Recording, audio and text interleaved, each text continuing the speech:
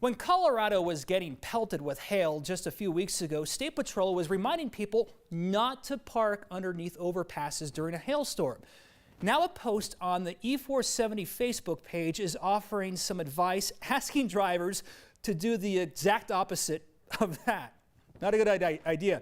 Their graphic with summer driving tips is telling drivers to use overpasses for cover. But that is wrong. Don't do that. Don't just take our word for it. Listen to State Patrol. We spoke to CSP about this earlier this month. State troopers say that creates major safety issues on the road and could cause a pileup.